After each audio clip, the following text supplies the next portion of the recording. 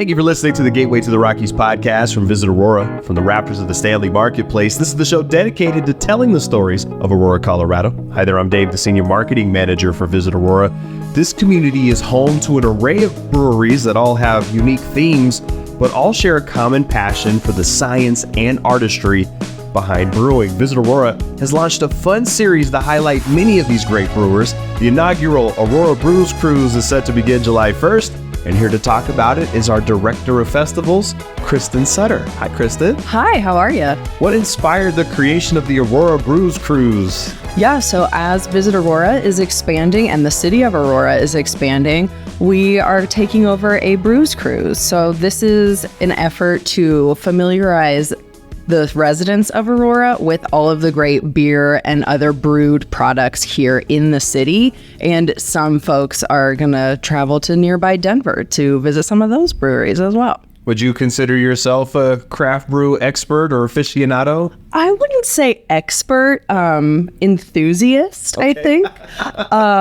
I've been to a lot of breweries in my lifetime, and what I love about the breweries in Aurora and in Denver is just how creative all of those head brewers are. They have some great ideas, some flavor profiles I never would have considered. And like when someone says, this is a blueberry muffin beer, and I try it and it tastes like a blueberry muffin, that absolutely blows my mind. And I've only experienced that here in this area. Yeah, talk about that a little bit more. The brewing community here in Aurora, how would you describe it? Smart. I think they are so smart. I've been to all of these breweries at least once in the last 4 months just to chat with them. And of course, I have to taste all the new beers. And sometimes I go in and they have a completely different menu than what it looked like the last month that I was there, which is brilliant. That's all that research that you're doing. Oh my goodness. Yeah. Lots of research, lots of hours going into it. Gotta go to that brewery, work calls. I gotta make sure that it tastes good, right? I can't send folks to try subpar beer. For a long time, Denver and Colorado in general has been a haven for craft breweries. One of the best places in the country, and I think you can say that without any reservation. What do you think makes this area such a fertile ground for craft brewers? Well, it is a fertile ground for hops, which is fantastic. You have really great hop growing here and in Michigan, and those are kind of the two best places in the country actually to grow hops. So because that product is here, I think we can just get super creative with what we're doing. We don't have to outsource too much of it. I want to put you on the spot. What exactly do hops do? What are hops and what do they do? Hops are really beautiful vine plants. Okay. I like seeing them over other structures, so that's always a fun way to incorporate hops into maybe some decor outside on your brewery's patio. But those different hop flavor profiles give you the flavor of your beer.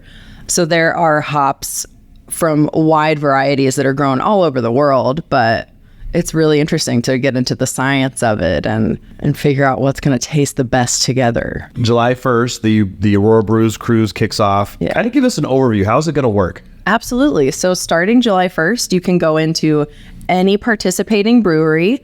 You can check out what those are on our Visit Aurora website. You can go into any participating brewery and register for the Brews Cruise. So that registration is a $10 one-time fee, and you will get a pint glass with our custom logo on it and a custom-made map of Aurora with all participating breweries and a little bit more info about some of the prizes that you could win. I'll get to that in a second. So you'll register for your cruise and get your pint glass and your map, and then you will purchase product at each location. There are 15 total locations participating in the 2024 Brews Cruise. Once you purchase your product, that brewery will stamp your map on the location of their brewery. And once you've collected all 15 stamps, you can turn in your passport at your final brewery. Then on August 31st, I will go around myself and collect all of these maps, put them into one big bucket, and draw out grand prize winners. So our grand prizes are provided by each of the breweries, and we've got some really great items up for winning. Things like mug club memberships, free growler refills, swag, free cider, an event space. One of our breweries is offering up their event space for up to 50 people for 3 hours, which is really incredible. So this is going to be really fun. How did you go about selecting some of the breweries that are participating? Well, I hopped on my map app and I searched breweries in Aurora, and I made a list of all of them. And then I also worked very closely with the folks over at the Aurora Public Library. They used to run something very similar to this, and they handed it over to us.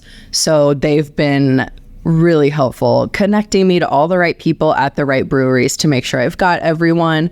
And then, of course, I went to the Visit Aurora website and checked out the breweries that are maybe not specifically in Aurora, but are a partner of ours that we like to work with. And I invited them to join as well, which is why we have 15 locations with I'm already communicating with breweries that aren't open just yet, but will be by 2025, so we can include them in the next round. Yeah, you can get a full overview of some of the breweries in Aurora at visitaurora.com.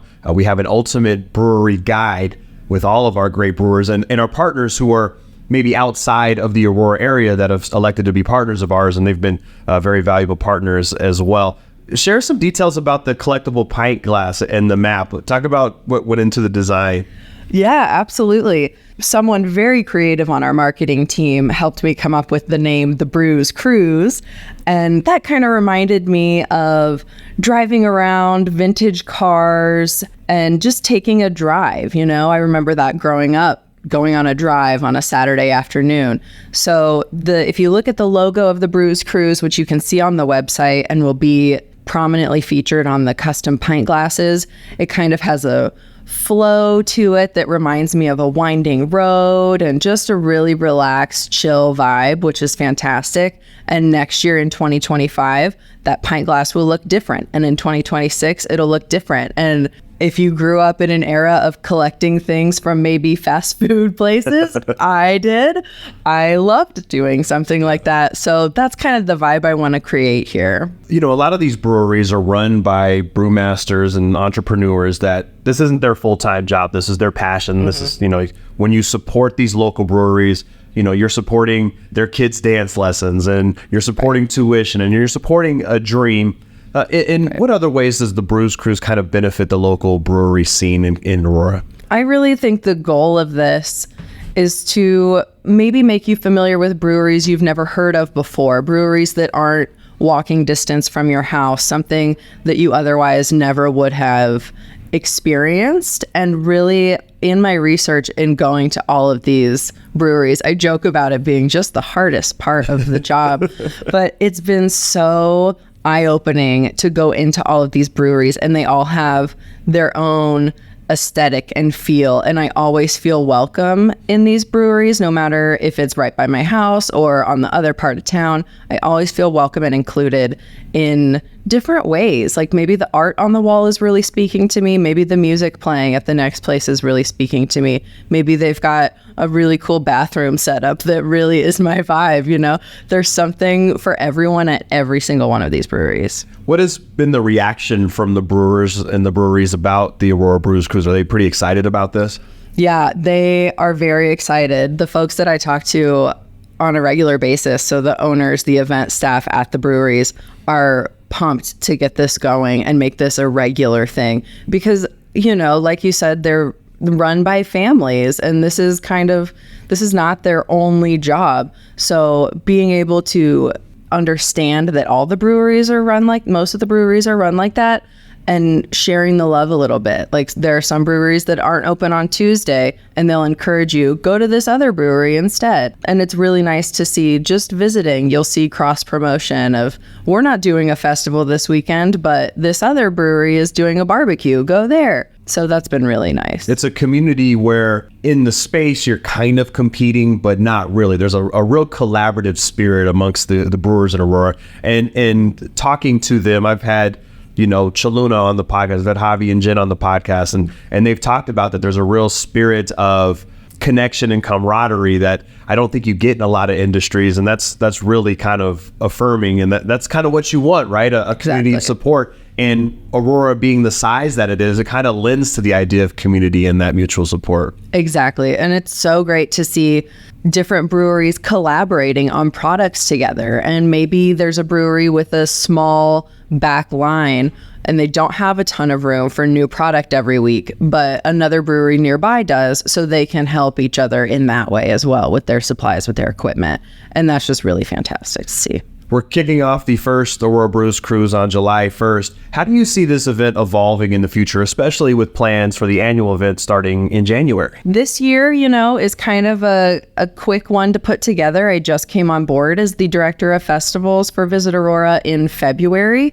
So this is my trial event. I want to make sure that everyone is happy with it, not only all of the brewers and owners, but the residents. I want to make sure this is a positive experience for everyone. I like to tell folks I want all parties to be happy with this, because there's always a way to work together. Just like the breweries are all working together to promote each other, I want to work together with the community to make an event that everyone wants to go to.